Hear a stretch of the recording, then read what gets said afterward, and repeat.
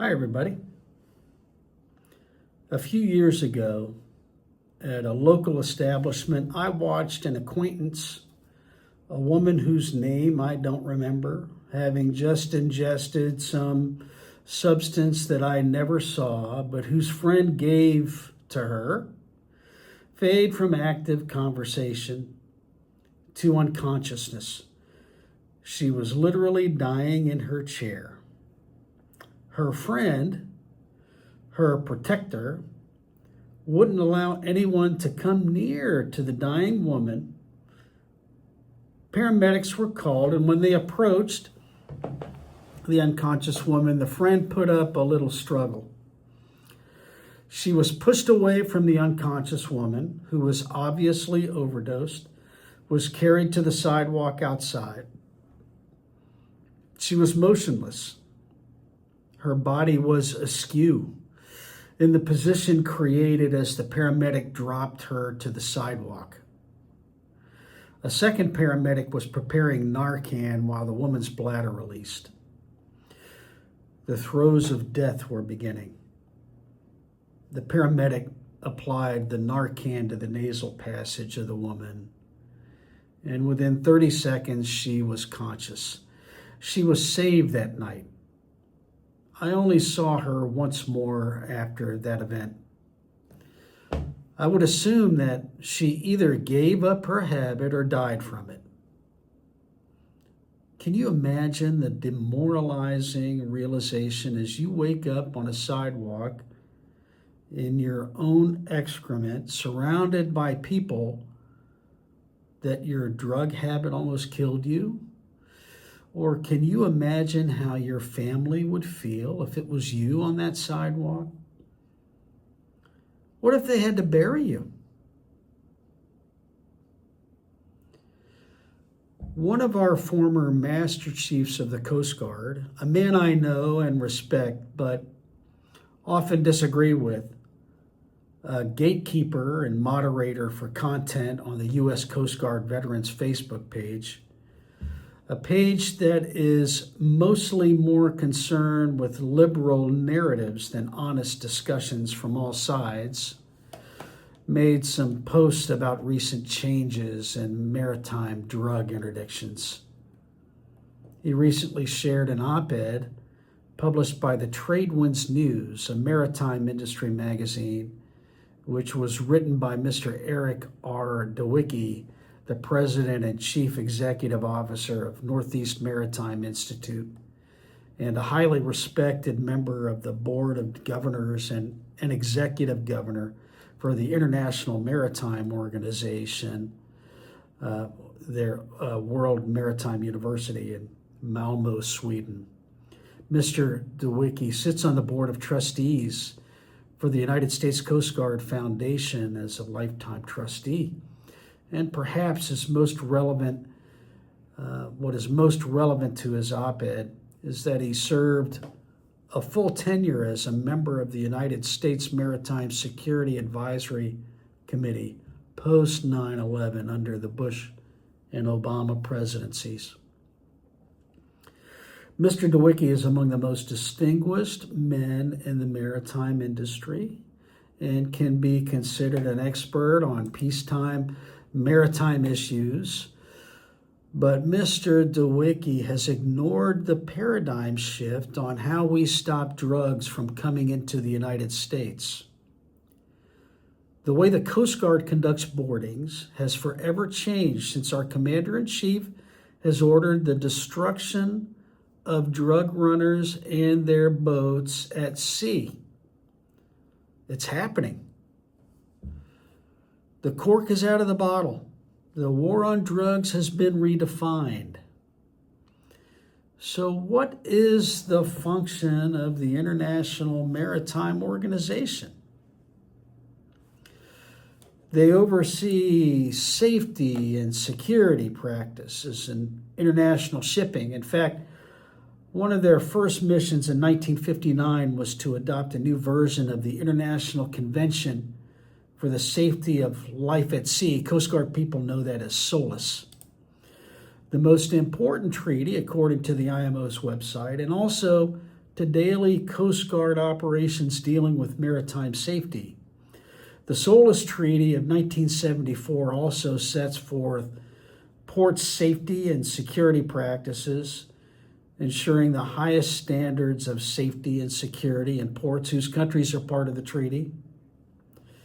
The IMO has set forth best practices to deal with piracy off the coast of Somalia, the West Indian Ocean, and the Gulf of Aden. But the IMO does not take a position on the carrying of arms aboard merchant ships. It is up to individual flag countries to decide whether the use of private security for ship protection is appropriate, legal, and under what conditions weapons and security crews can be carried. The IMO does important coordination and work in other maritime areas too. They have developed practices for protecting the ocean environment, building and solidifying relationships with developing countries with regard to the maritime industry, and have even adopted a resolution concerning the smuggling of drugs at sea. And that's IMO Resolution MSC.22882. Adopted on December 7th, 2006, which built upon the multiple international conventions on drug smuggling dating from 1912 to 1988. These international agreements show how the legal treatment of drug smuggling has developed over time, as well as the international response to an activity that has a direct impact on societies all over the world. The resolution describes how ships can prevent the concealment and transport of illicit drugs and precursor chemicals, the roles of port authorities with regard to the search and seizure of that material or the questioning of a ship's crew, cargo and port security, and really serves as an excellent document to help shipping companies and ship masters detect whether drugs are being transported on their vessels. The resolution is an excellent document and worthy of following by all countries. But here's the reality. It doesn't always work. It hasn't worked for decades. It certainly doesn't work against people who are hell-bent on distributing drugs on non-IMO vessels like open-air speedboats. People who make no effort to disguise what they're doing, who can be tracked in real time carrying bales and 55-gallon drugs of illicit drugs on open decks by 3 and 4 outboard engine boats, outrunning every vessel except Coast Guard aircraft and other military aircraft, almost all of which are powerless to stop the boats at sea. Now, I, like a lot of Coast Guard people I know, have been either directly or indirectly involved with drug interdictions at sea and the arrest of the smugglers at sea.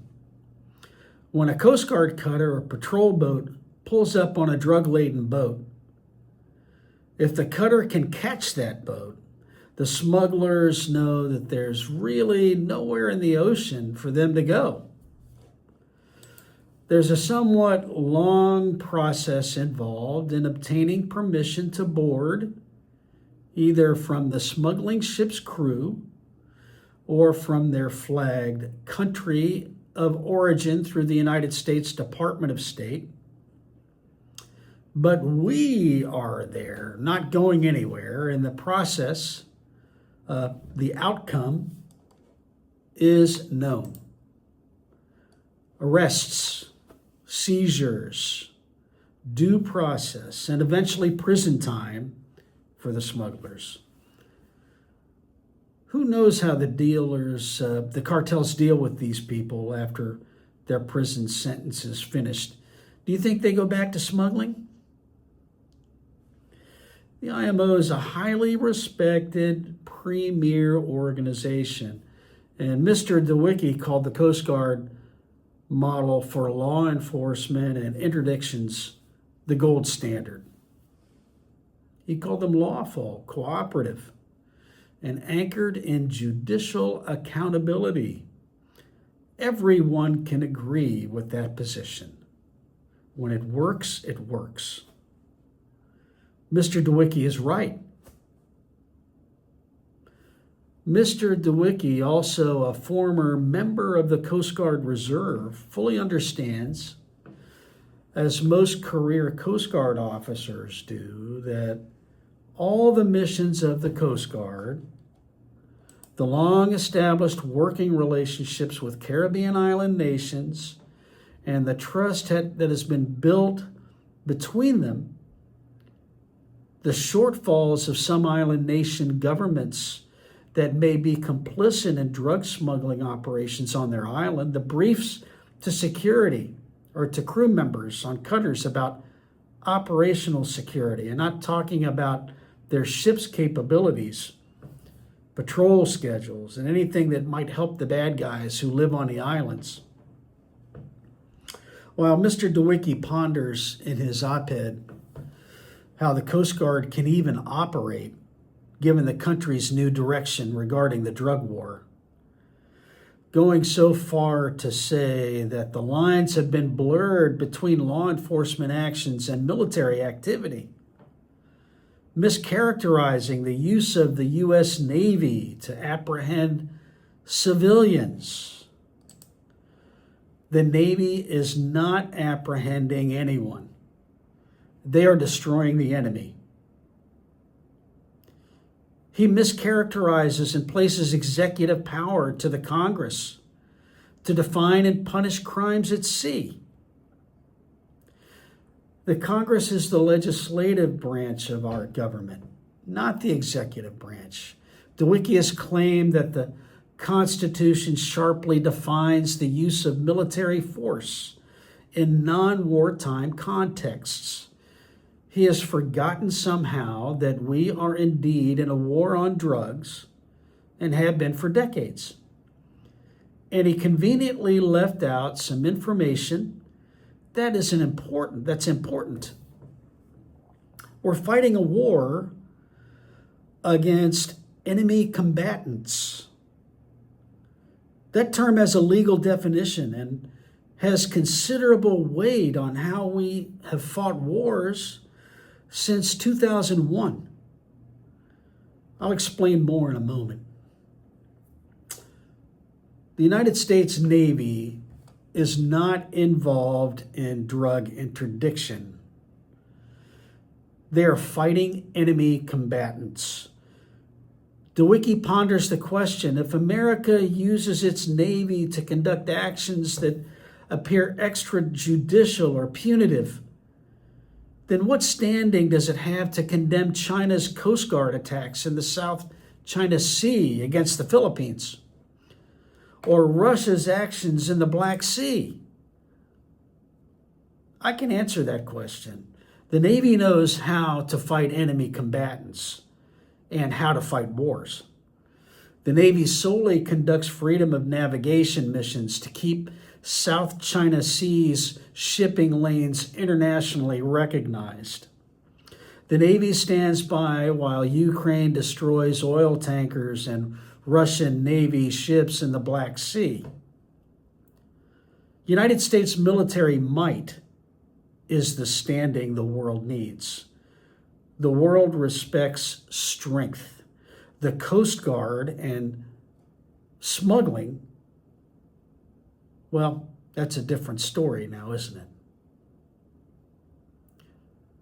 The Coast Guard has been smuggling and battling smugglers for centuries.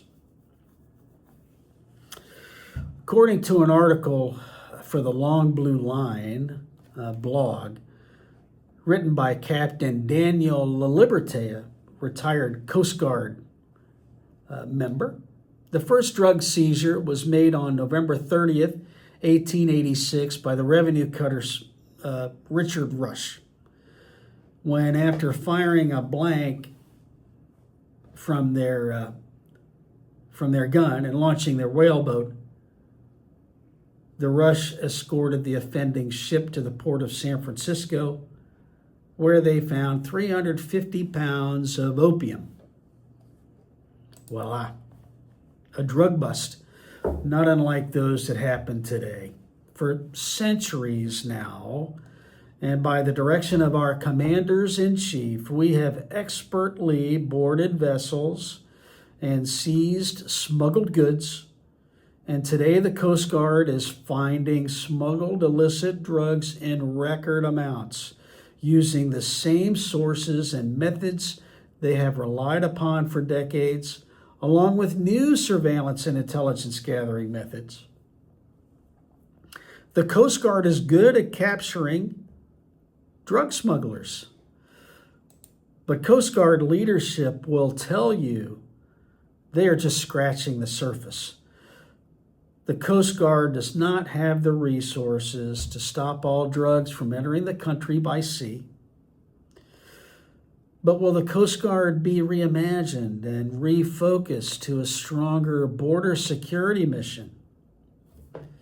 And by default, tighten the noose on boats attempting to enter our ports? Yes, in fact, that has already happened under the tenure of the Coast Guard's current commandant, the Homeland Security Secretary, and Commander-in-Chief.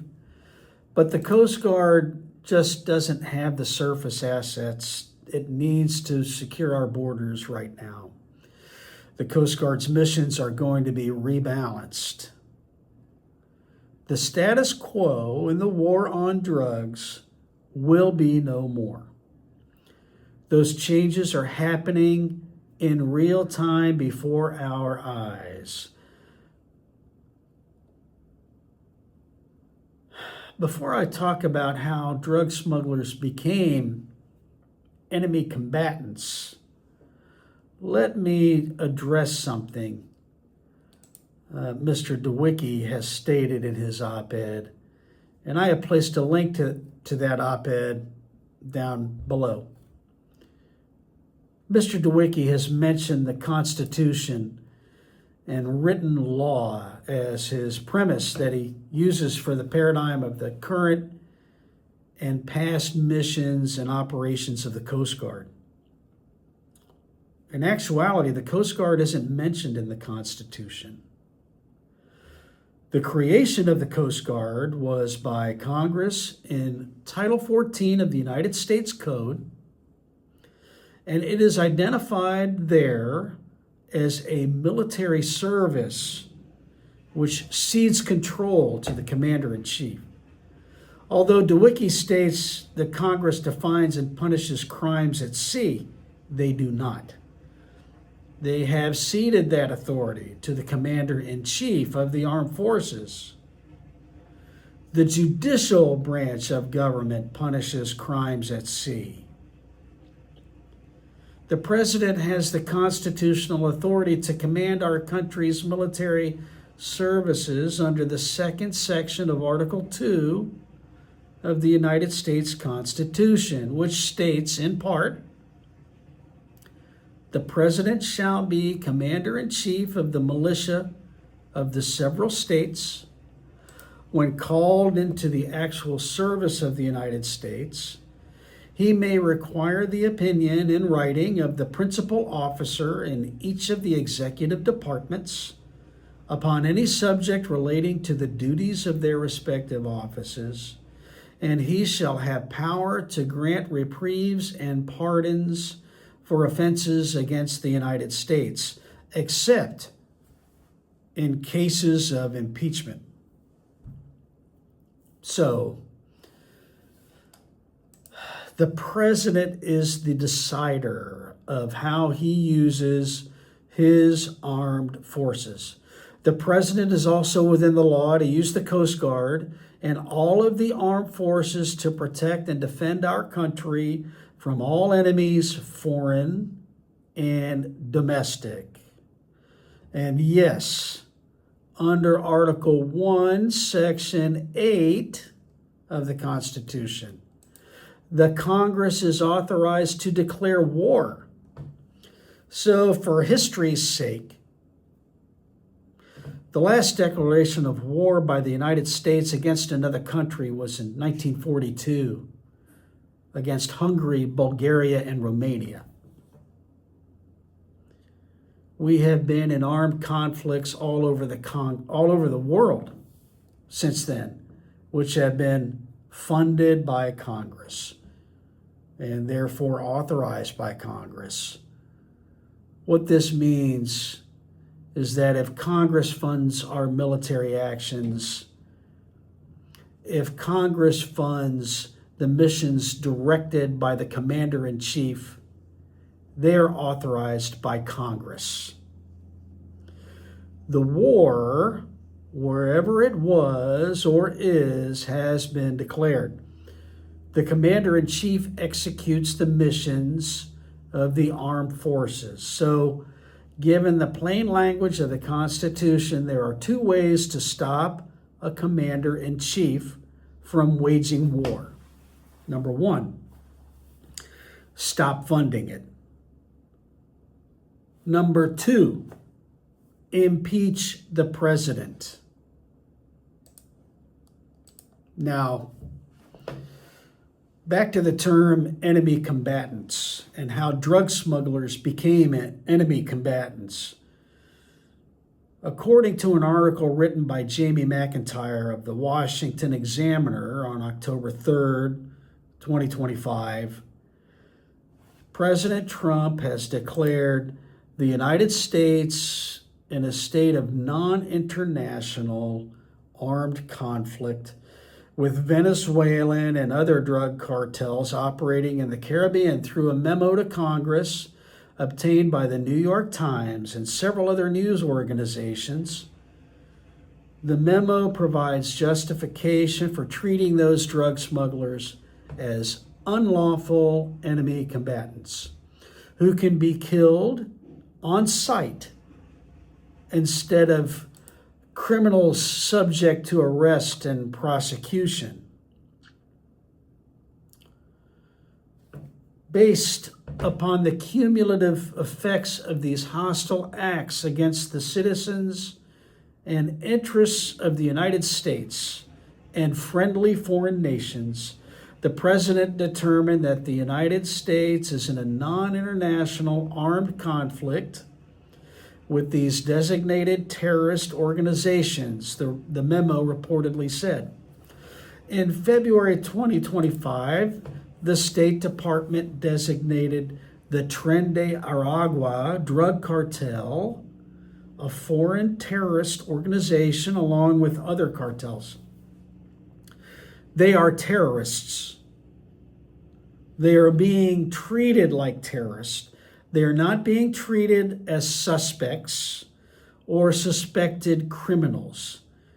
They are being treated as enemy combatants. President Barack Obama used drones to kill terrorists in several countries without Congress declaring war on the host countries. The information collected that justified those strikes was never made public. Where was the outrage? President Joe Biden killed terrorists and even children in drone strikes. Some retaliatory, some not. Were you outraged? The unlawful enemy combatant definition started under President George W. Bush in 2001. The treatment of enemy combatants is not covered under the Geneva Conventions. Enemy combatants to this day are killed in the field and at sea without due process, without trials. They can be detained indefinitely, like the 9/11 terrorists currently being held in Guantanamo Bay, Cuba. Enemy combatants without uniforms come secretly through the lines for the purpose of waging war by destruction of life or property. they are not entitled to the status of prisoners of war. Now that President Trump has labeled drug smugglers as narco-terrorists and enemy combatants, they are no longer subject to the Coast Guard's well-established legal boundaries for arrest, due process, and prosecution, although they can be if they are apprehended by the Coast Guard, where the well-established, well-oiled legal process for arresting and imprisoning drug runners works. Narco-terrorists are enemy combatants. This isn't hard to understand, but it is hard to accept for some people, particularly Democrats, who, while Presidents Obama and Biden were in office, said almost nothing, while those commanders in chief stacked up dead enemy combatants like cordwood for the good of the United States. You could say that the doves in our country want due process for these alleged criminal drug runners. But where were they under Obama's watch or Biden's? No, this isn't a hawk or dove argument. It is a political argument with a very personal meaning to people who have lost loved ones to drug overdoses. There are people in our country, including politicians, who seemingly care more about the due process of a legally defined enemy combatant, a drug runner who participated in the death of their loved one, than the families of overdosed Americans. Our Commander-in-Chief has directed his armed forces to work within the framework of his vision, supported and funded by Congress. Again, you don't like it? You know the options. Don't fund it or impeach the president. The other option I have heard in very dangerous circles, actually, especially the U.S. Coast Guard Veterans page on Facebook, the last place I ever expected it, where some of those members have been egged on by the public repudiation of the president by members of Congress known as the Seditious Six, of which retired Captain Mark Kelly is the de facto leader, is for members of the armed forces to not follow what they think are unlawful orders. The Seditious Six wants junior people to question the authority of the orders they are given, potentially creating a complete breakdown in good order and discipline in the armed forces. This, of course, cannot stand and will not stand. I can only imagine the all-hands briefs that go into the detail of the importance of listening to the chain of command as a result of the Seditious Six demoralizing video. Let me tell you something, especially you enlisted people, active, reserve, veteran, retired. Stop that not following orders language right now. Your job hasn't changed. Your training hasn't changed. The nature of your mission may change in the future, but it won't be up to you to just make the decision to say no. Your job is to support the Constitution of the United States, and that Constitution defines your Commander-in-Chief, from whom all of his senior officers execute the mission. Now, before you naysayers start whining about the Nuremberg defense, where a certain World War II group claimed they were just following orders when they annihilated millions of Jewish people, remember this. We aren't in those times. There's no genocide against drug runners who are now enemy combatants. The armed forces are not committing genocide against enemy combatants. And I found no evidence that in spite of all of the weapons deployed on Coast Guard cutters, patrol boats, and helicopters, that the Coast Guard has shot anyone. It may have happened, I don't know. The Coast Guard even has a shooting team. Did you know that?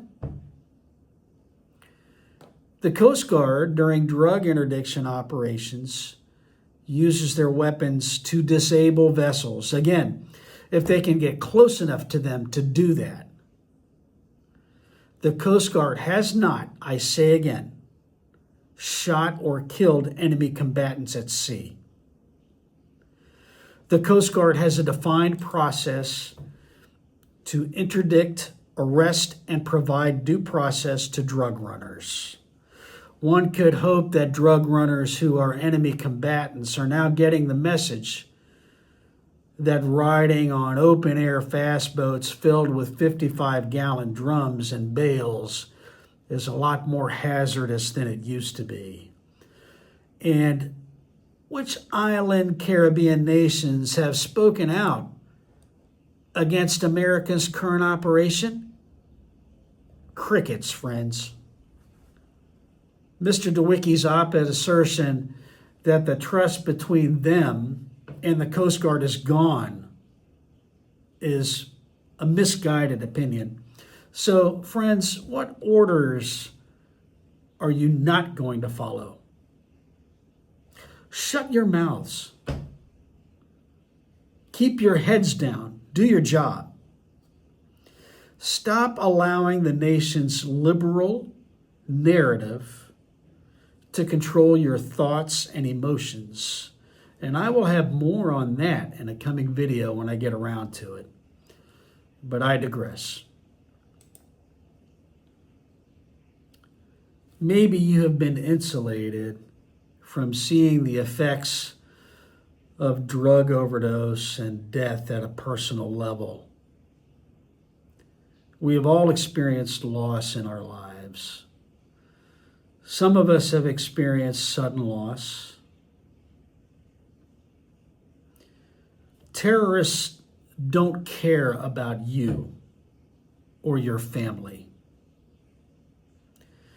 They are destroying lives and futures and families. If you are taking a side, take the side of Americans if you are American, and take the side of enemy combatants if you are against Americans. As for Mr. Dawicki, he is eloquent, a highly respected man. He has stated his position, a position based upon unshifted paradigms in a peaceful, perfect world. We aren't going back to that methodology for a while, if ever. Because the Coast Guard's focus is being rewritten as we speak. Perhaps Mr. Dawicki is a dove at heart, and that's okay. I would expect an op-ed from someone with his background to have a dovish point of view, which works pretty well between peaceful, agreeable nations. Drug cartels don't care about the IMO. They don't care about treaties. Whether a ship pollutes at sea or carries weapons to guard against piracy, they don't play by the same set of rules.